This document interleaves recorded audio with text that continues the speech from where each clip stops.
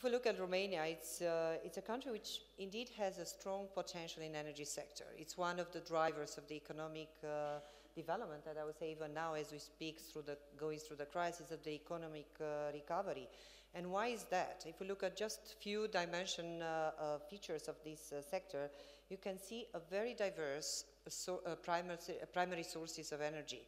And if you look at the energy sources for Romania, you see coal, but it's not as large as in other countries. It's only 27% because you have oil, which covers something like 18%, and gas, 38% of the whole energy base. And then you can also look at the hydro and nuclear. So indeed, the diversity of the reserve and the primary sources creates a balanced option of mitigating and flexibility in terms of answering and coping with the big challenges of the sector. A second big feature is related to the oil and gas dependency. As His Excellency Mr. Ambassador Baker has mentioned earlier, Romania is one of the few countries, if not the only one in Southeastern Europe, which has a solid base of resources in oil and gas, although be it's been 100 years of gas production and 150 years of oil production, so you always have to take with a pinch of salt the kind of potential.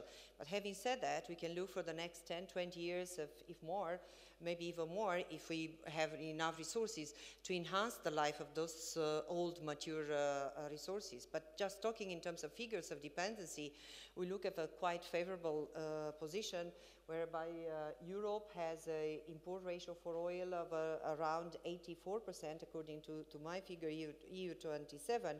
Romania has 66% in oil. The gas, it's even better. I mean, in gas, you can look at 25% import dependency in Romania if you compare that with over 60 or around 60 in Europe. So that indeed, this low import dependency creates a special feature and dimension to the energy potential in Romania.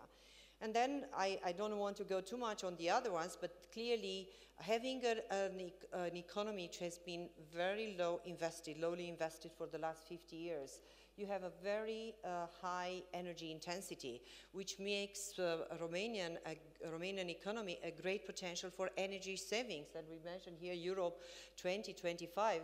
I strongly believe Romania has over 30% energy saving potential, which indeed creates a good base for energy security.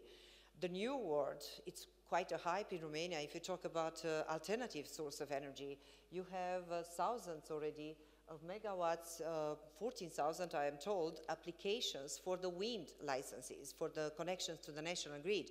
It's indeed a great potential, be it that so far there are not that many projects invested, but there are around 600 to 700 megawatts wind parks which are being constructed, one of which being Petrom. I'll come back to that. And last but not least is the structure of the sector. We have a regulatory framework which is quite advanced even among European countries, although be it that not all the components are being implemented in the way that they've been designed, but a legal regulatory framework is quite an incentive, one which provides incentives for investments.